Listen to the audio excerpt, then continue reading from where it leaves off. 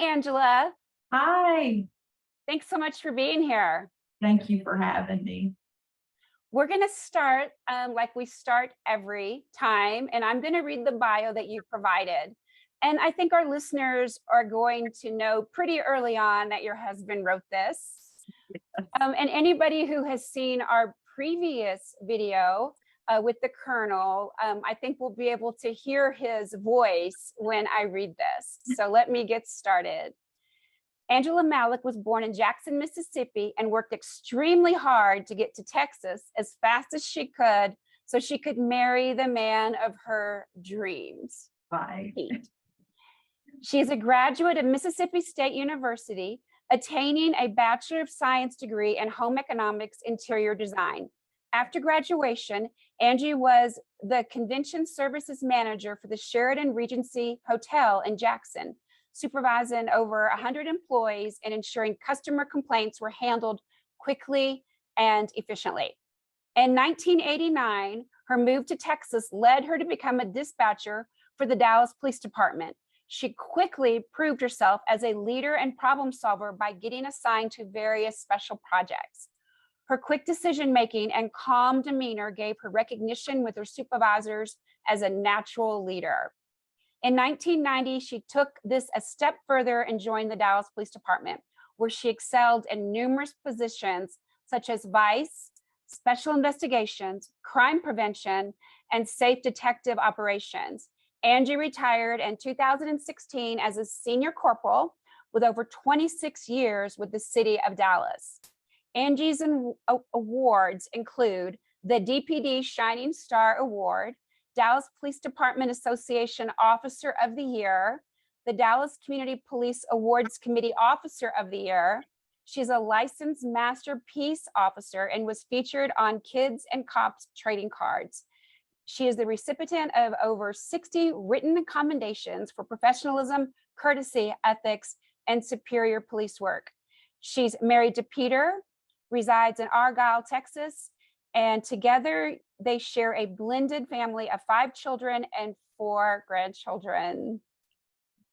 I can hear his voice. I can hear his voice. Is there anything else that you would like us to know about you before we get started?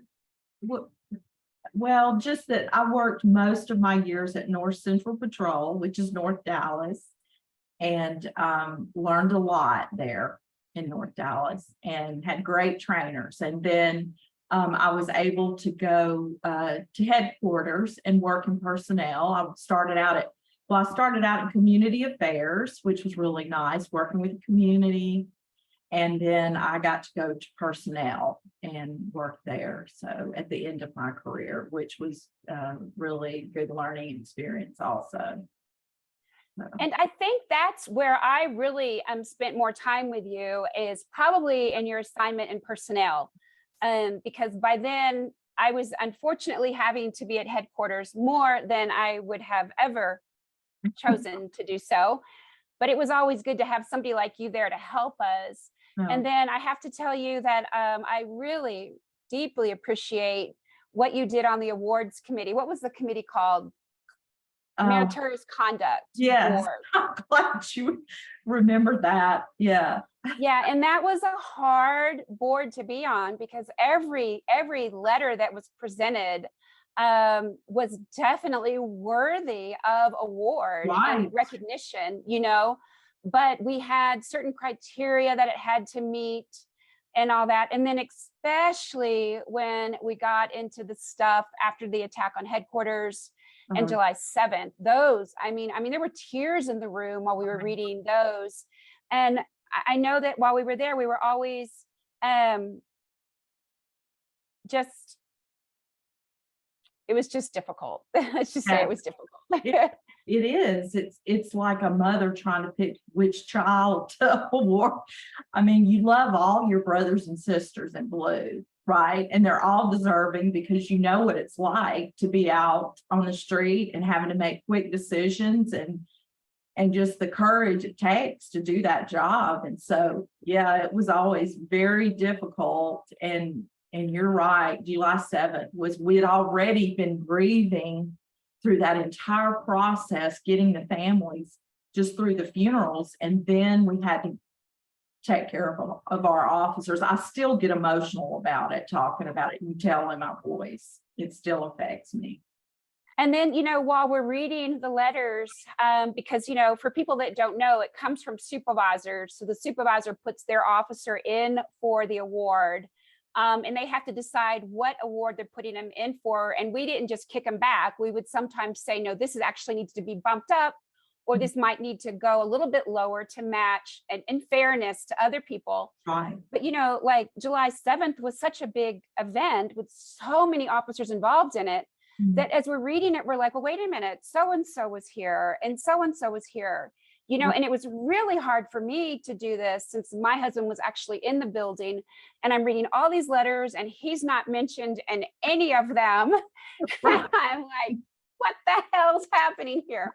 But that wasn't the appropriate response. The response was, let's get everybody awarded who needs to be awarded, and then let's find the ones that aren't being awarded, and let's get a hold of those supervisors and let's get it going, because nobody does that nobody drops the ball on purpose. Right. It was such chaos that it was hard to remember who all was involved. And then there's some officers that they don't even think about that, like your husband. I mean, that's just part of their daily life. It's just part of their job. They don't even think about getting an award. So, but as wives, we're like, oh, hell no. Right. You want consistency, and you want that award to be valuable. Absolutely. Right. But I think that you brought a sense of calm. And I know there were a lot of feelings in that room while we're reading the letters and stuff. And so you brought a sense of calm and order. So thank you very much for that. Thank you. I also remember one time somebody was saying something, and it wasn't about July 7th. It was something different. We were in a different room, and I remember there were some civilians in there, and I don't even know how the conversation started going the way it was going. And some tempers were really starting to take off. And you said, now this is my meeting. And, I think a lot of us in there outranked you, and we're like, yes, ma'am. Yeah, well, sometimes you do have to take charge to get order. Right. Yes, ma'am. Tell us what you want us to do next. But it was good. It was good. It was really good. So I am retired. I've been retired for 3 years. I retired after 30 years. Yeah. And you retired, it looks like 6 years ago, 7. Yeah, 2016, I retired. Yeah. So, And so how has retirement been for you? So at first I was, because it's kind of like culture shock, you come in and you're like, okay, how do I fit into this world now?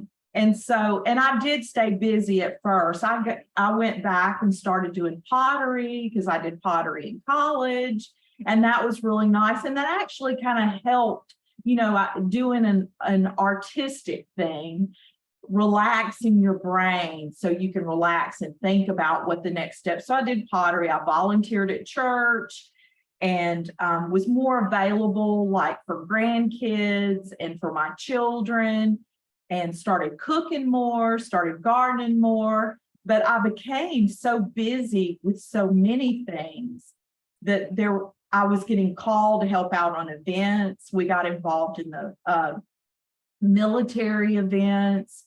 Texas's first Veterans Museum we got involved in. And so then it started being like I was getting pulled in every direction, kind of how it is on the police department. And then there were times where I started feeling like, oh my gosh, I feel like I'm going to have a panic attack. I'm having the feelings that I would have at work, where I was losing sleep. And I said, okay, this is not healthy. I've got to pick something and just take that part slow. So there's nothing wrong with just relaxing and not doing anything, just taking care of your family and just relaxing and just having peace for a while to rest your brain, because I would get so worked up that even when I was at church, I wasn't worshiping. Mhm. because I'm thinking about all the things that I need to be handling at church. And so you have to remind yourself, that's why we retire, we slow down, especially for first responders, because now we can go to church. You know, we weren't able to do that like that before. Yeah, So you said so much in that statement. And as a retirement life coach, I mean, I could just like tick little things off in what you said that said, oh, yes, you got to do that. Oh, yes. Oh, yes. Oh, yes. Brilliant. But you're exactly right. You know, if when we worked as long as we did, and you know, with the rotating hours and the rotating shifts and trying to raise children and having a marriage and being in a community, you know, you didn't have time to do the pottery class. You didn't have time to go to Bible study and worship on a regular schedule and all that. And then all of a sudden that time is available and you do everything. You just do it all. It's like a kid in a candy store. And you know, one of the things that we like to remind individuals approaching retirement or in retirement, that if you don't claim your time and if you don't write a schedule down, you are not only going to be doing too much for yourself, but you're also going to be doing too much for other people. yeah, And as first responders, we tend to be very trustworthy and trusted, right? right. And so people want you to watch their house and drive their great grandmother around and pick up their packages and all that stuff. And so the joke is, you know, if you don't have a schedule, oh, somebody else is going to give you a schedule, you know. And I think that we should mention that you and I are both spouses of first responders, and your husband is first responder and then also prior military, Right. hence the colonel. Yeah. But you know, and that my husband is still officially on the books as a first responder after 33 years. He's still working.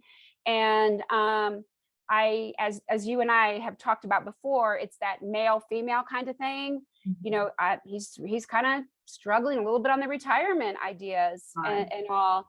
And then, you know, while your husband isn't officially on the books, Right. he's still working, you know, volunteering in the first responder world and stuff. And that does affect our lives also. And as many other guests have mentioned, we all have so much stuff we retire with, our own. And then when it's a double spouse family, we have ours, his, you know, and then like, and me, I have mine, his, and then as a commander, I have everybody else's that reported to me and then who I reported to. Right. But how do you see the difference in men and women when it facing retirement? I think women, you know, we're almost so excited about it. Like I didn't need the going away party and all that. My party was going to be outside of work. I mean, I was just so happy to just be able to be available for my family, you know, and I wasn't working all the time and working extra jobs. And if my daughter needed something, just had some emergency, I could be right there. I love that part of it. And she and I have gotten closer now because our relationship has changed. And so I'm very thankful for that. For men, they so identify with their occupation that they cannot leave it. They feel like they're leaving a part of themselves when they leave that, where women are just the opposite. Not all women, but most of the time women, we've been mothers. I mean, we've just been we have so many titles, you know. If you're like, I mean, I cook, I clean, I take care of the kids, I'm the chauffeur, you know, I did everything plus worked full time because that's how we were raised during the 70s, is that women can have it all, right? Do it all. So we were going to do it all. And men are not like that. It's about their career and that's it. And they have a partner, you know. And so for men, it is so hard to leave that. And it's okay. I mean, he volunteers at the fire department and it makes him so happy when he gets home. He still feels helpful. He still feels useful and needed. And I think that's so important for men. And I think having a little bit of that is fine. It's just if you're not retired though, if you're doing that full time, and you have, I mean, and it's you're just not. But for women, we've not been able to be ourselves or take care of ourselves because we're taking care of everybody else and work before that. When we leave, it's like, oh, I can, I'm going to go start getting my lashes done and my nails and facials, and you just start taking care of yourself more, and noticing things about yourself and things so it's real exciting for us. So, but years ago, there's a young woman who lives in our town, and I like this woman so much. We've been friends for years, and we ran together, and it's been an absolute joy to watch her raise her children.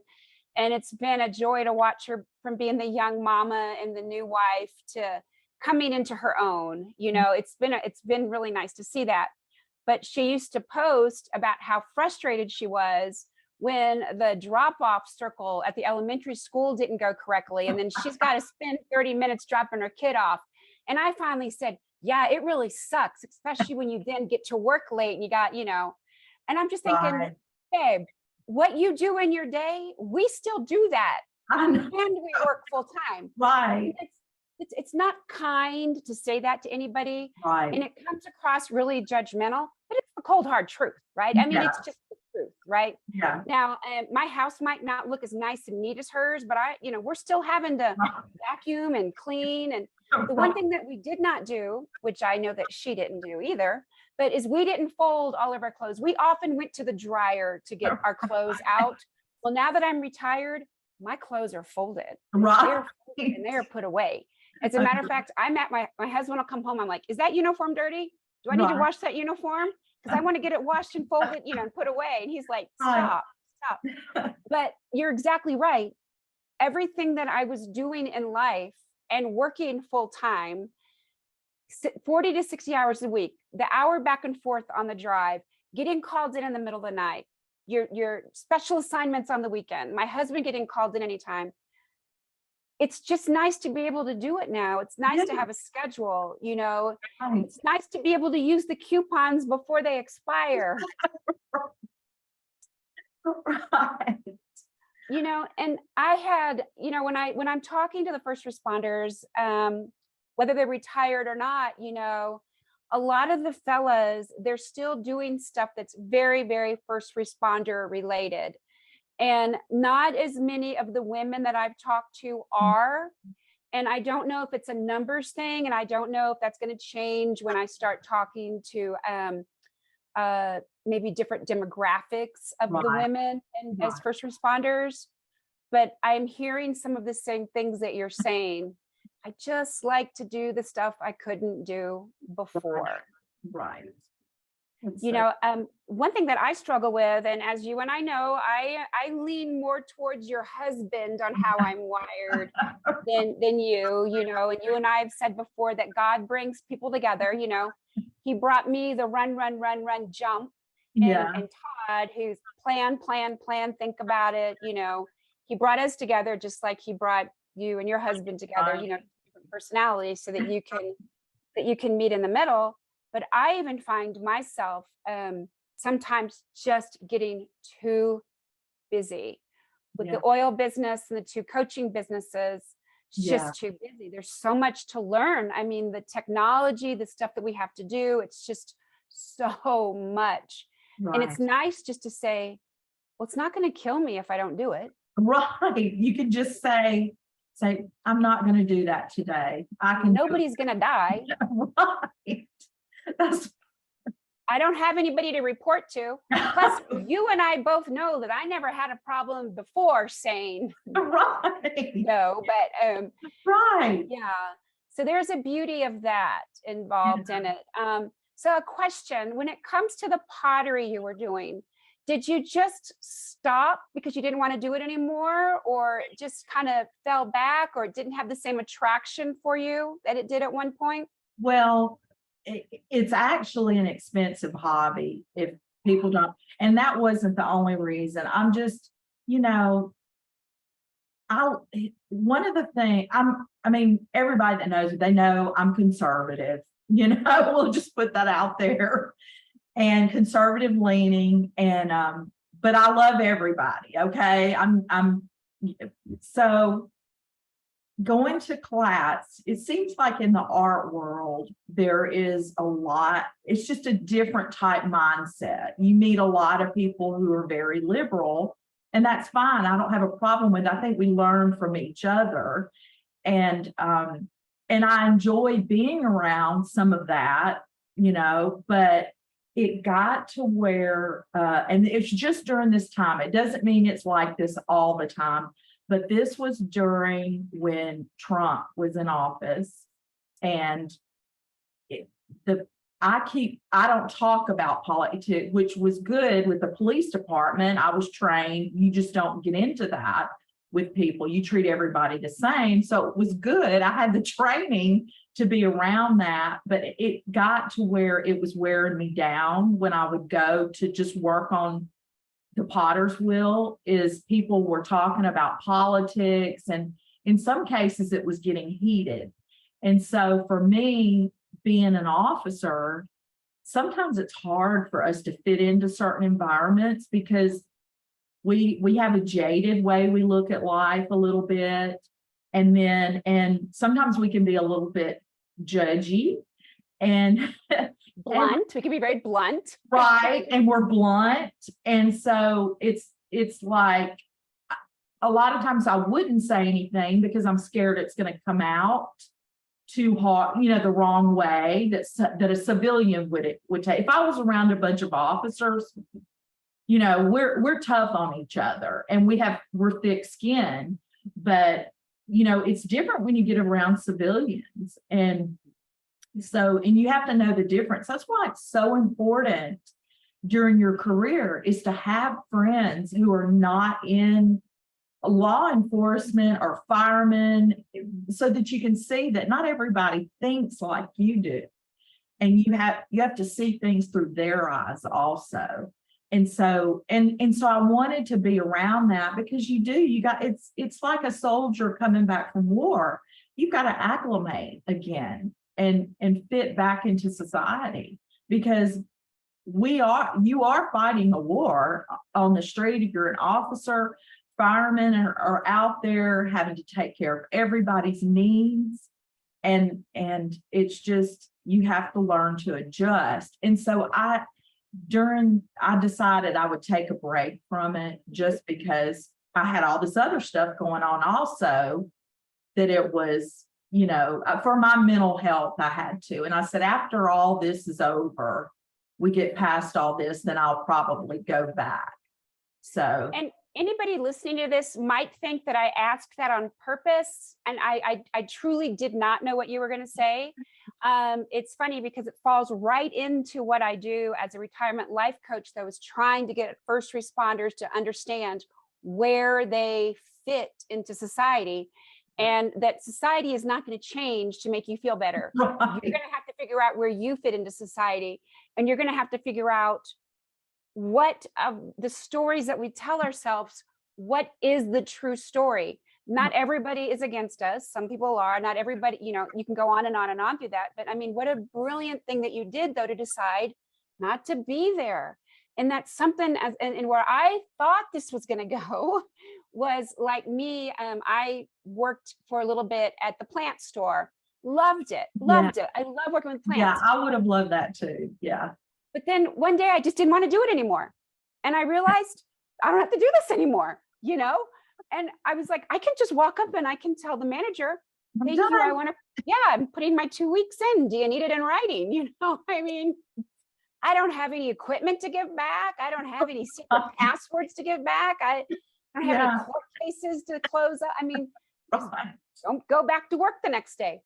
And I kind of thought maybe that you were going to say something like that you wanted to do it until you didn't want to do it. And so really, your answer was very interesting. And thank you for sharing that, because it's very hard for some people to say, I have beliefs and I'm not doing well where I'm inserting myself into society, and I need to step back.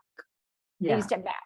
Doesn't mean you were wrong. Doesn't Yeah. mean they were wrong. It Right. just meant that for your own mental health, like you said, something has to change. Yeah. And at that point, taking yourself out of the equation and Right. going about the rest of your very full life, Yeah.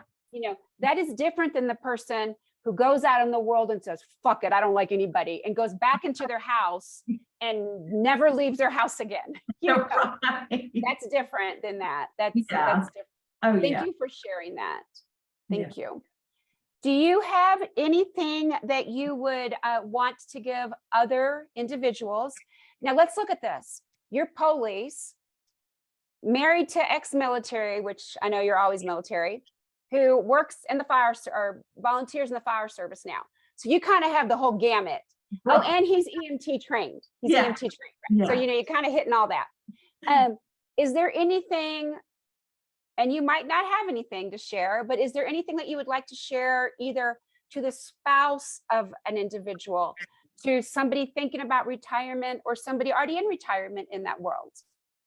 The floor is yours. Okay. So I retired before Pete did.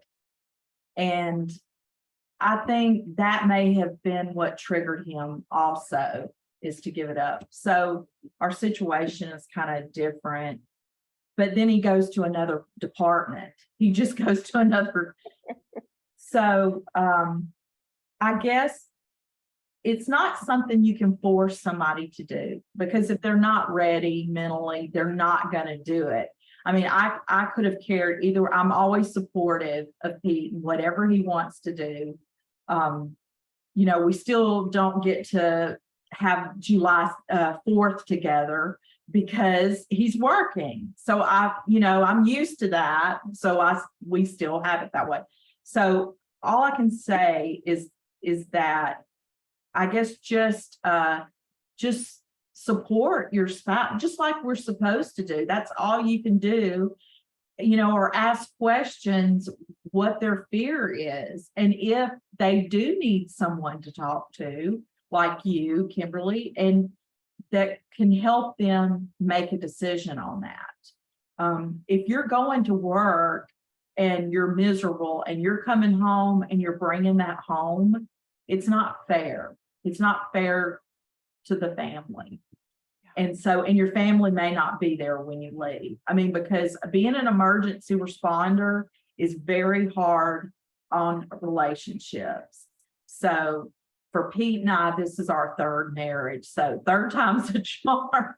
And our daughter-in-law, Pete's oldest son, Colby, is a Plano fireman.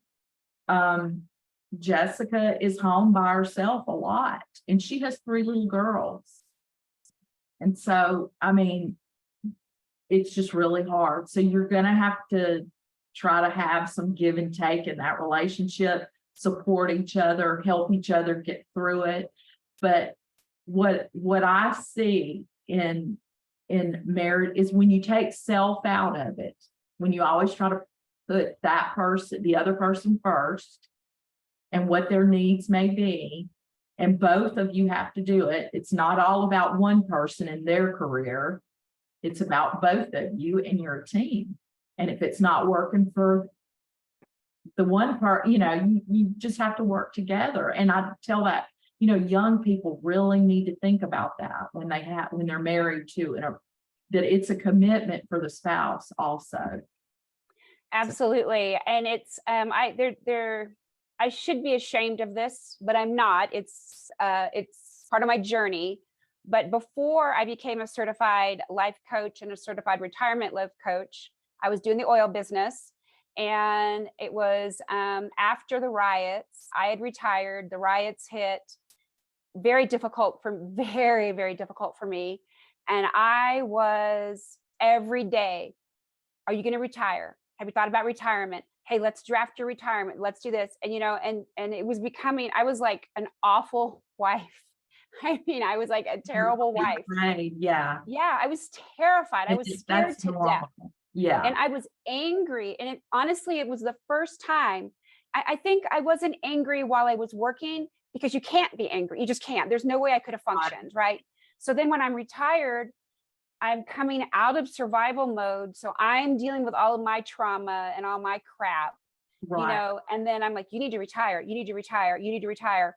The department doesn't care about you. This obviously the Right. society doesn't care about you, screw society. Right. I'm like, because we lost friendships over the riot. I mean, Yes. people that we sat next to and worshiped with for years, we don't even talk Right. to anymore, Right. We do. and I'm like, Mhm. screw it, you need to leave. We would come up here on vacation. I was like, well, isn't this what you want to, blah, blah, blah. I mean, just awful, right? And Yeah. then I just realized, oh my gosh, you love this man, you respect this man, and you respect the job that he does. And he is good at what he does. Right. And he loves the job. And he's a wonderful husband. And like, this is my second marriage, his third marriage. I'm like, what are you doing? I mean, it's like something hit me upside the head, and I Mhm. just realized this is not how you love somebody. This is Right. not how you support somebody. This isn't even me. This isn't how I do anything in life. I never talk to people like this. So why would I talk to him like this? But it was all my fears. It was my fear and my anger and my disappointment and everything coming up. And I just stopped, and I'll be damned, 2 days later, he starts talking about retirement, and I look up and I'm like, thank you, Lord, Right. thank you for the grace. Right. But you're exactly right, and I offer workshops for the first responder spouse because they've been there for the career, right? They've been there. They're very important in retirement, Right. very important in retirement. And it's not just the first responder that has to go through all these changes. Right. Look at how many cop wives, they have their husband's badge number tattooed on them, or the jewelry they wear is the badge, and it's not just this, in most cases the husband, but it's not just the first responder, it's the spouse also. Right. And it's not just an us against them. Your family becomes an us against them. Right. And you're exactly right. We have to support our first responders. One thing, so I think it was Bless the Badge. I went to some training to Bless the Badge. And one of the things they said was, and I had, it's funny because I had read it and I had, whatever, but you have to be ready to hear it. Right. For it to sink in. Yeah. And it says, do not have an important conversation with your first responder when they're putting their uniform on, or when they're packing their lunch, Right. or when they're taking the uniform off. How many times has a spouse looked at the first responder and said, hey, let's do this over the weekend. And then he comes back later and goes, you never told me that. And I'm like, well, in mine and Todd's case, and you and your husband's case, we were always putting a uniform on. Right. We were always putting a uniform off, when are we going to have our conversations? Right. But I thought that was so important. And I have practiced the last couple of years when Todd's getting ready for work, don't go in there and tell him, I don't even have a conversation with him when he's getting ready for work anymore. I just leave him alone. Yeah. It's nothing needs to be said at that point more than I love you, we're having chicken for dinner, or, whatever. But I let him love on the dogs, and then he remembers to hug me before he leaves, and he says goodbye to the dogs one more time, Yeah. And he goes. But you're right. We do have an important, without forgetting how important our needs are also. So just like you said, we have to take care of both of them. Right. You have to be very aware of it. And I mean, it's taken me all these years, because when you're young, you're just trying to make money and you're just trying to get ahead and take care of the kids, make sure they're successful. And then, the older you get, you start seeing it and realizing it. And they give you the little speech in academy. You have the day where they talk about what life's going to be like married to a first responder. But it's, you need more, right? Who cares? Said we should all have to go through, a day of counseling every year on the department, and even a day of family counseling, just because people that are in the mental health field. My daughter's dad, he was a psychologist and he's in that field. Well, they have to go every year to make sure they're mentally okay to do their job. I mean, you don't have police do that. Exactly. Our senior reverends they do that, and I'm like, and then of course I sit there and I'm like, oh, a day, just a day. But I think it would, though. I like that. And your husband and I talked about the different things that are being done now in the first responder world for our mental health.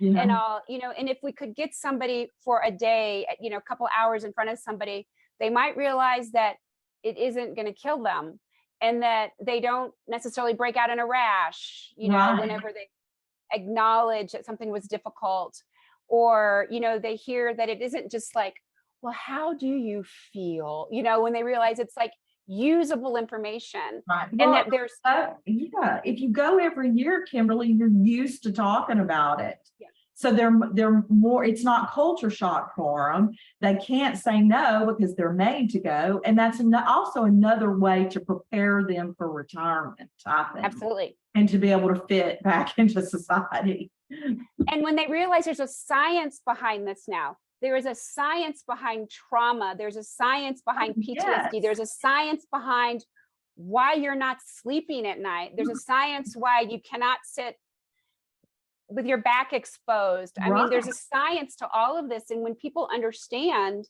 what is happening in their brain, and when they understand that they can do something about that, right. Because currently everything is just fear. Like, oh, do you know how many of your coworkers killed themselves? Do you know how many of this happened? This blah, blah, they're like, oh, yeah.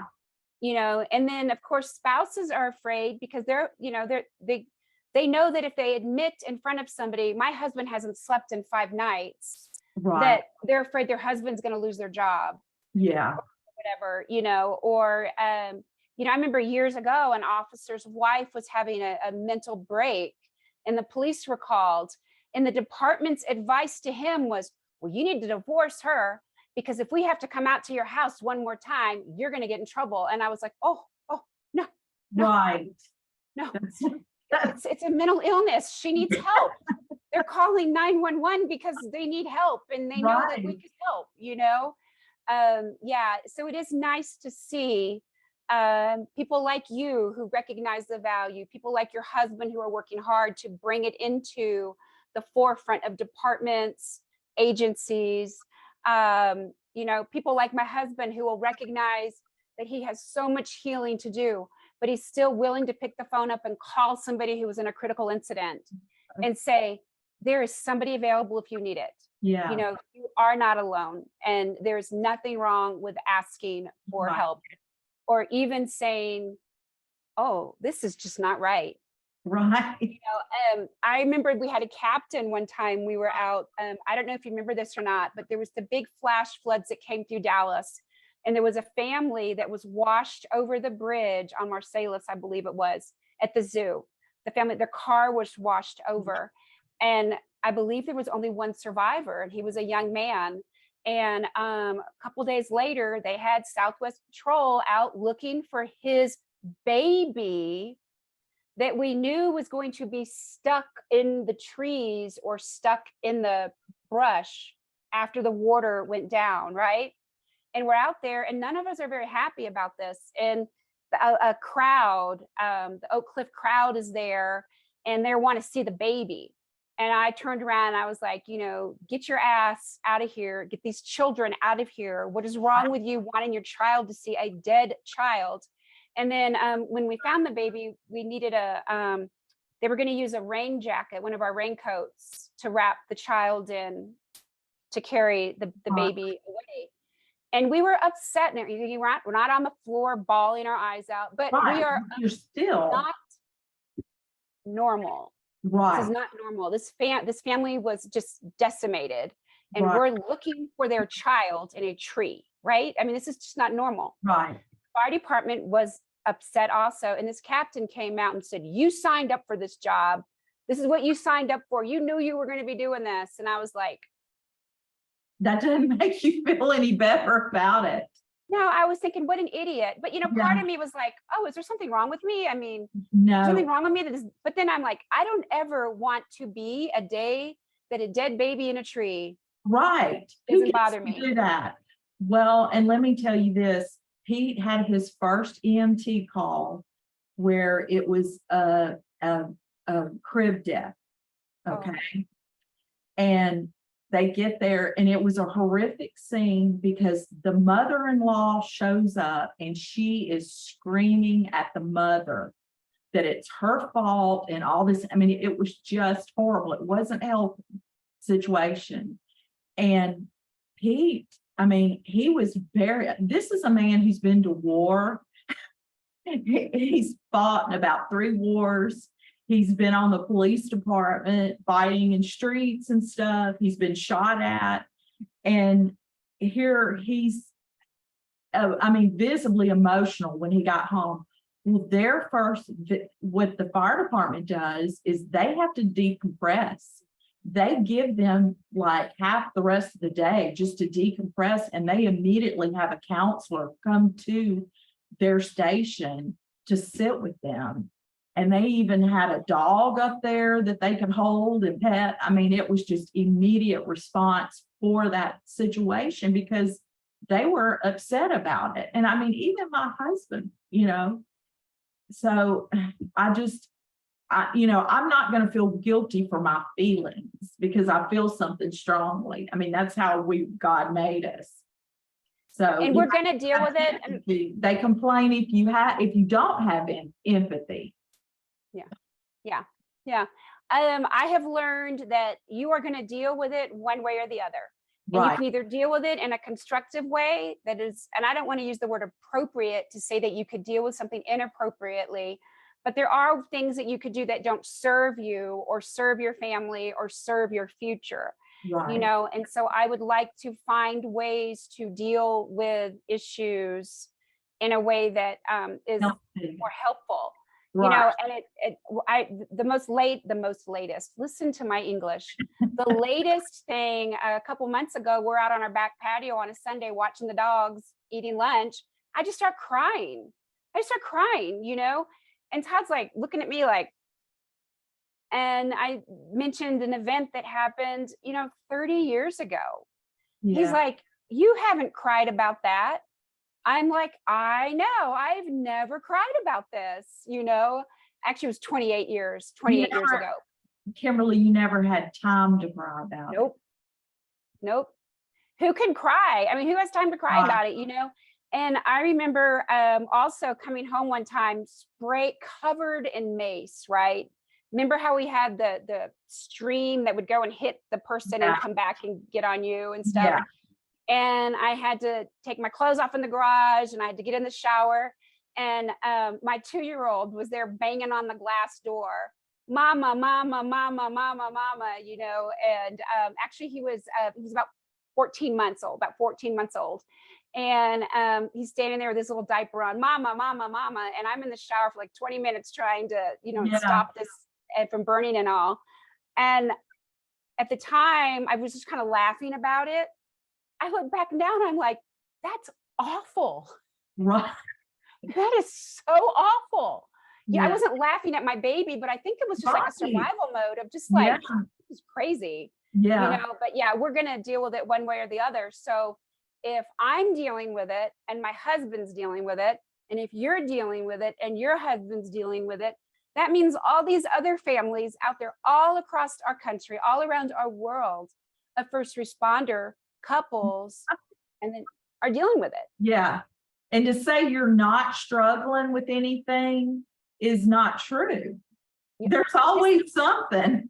And this is why, so I'm a certified retirement life coach, and they're out there just in general.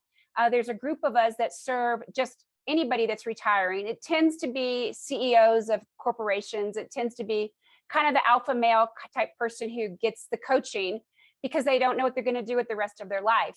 And then I recognize that first responders need it because we have that extra. So what I do is all the topics that you and I've talked about, that's like the regular American with some extra. And sometimes it's extra, extra. Right. So, yeah, but you have shared some wonderful information today. And I have to tell you, I'm glad I asked you some of those questions because I didn't know how you were going to answer them. And man, you really, really provided some good stuff. This is Todd's favorite question. Okay. How would you like to be remembered? How do you want Angie to be remembered?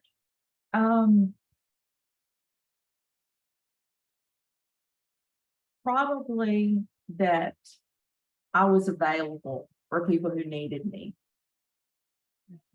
That they could rely on me, that it would be a soft place to land when they needed.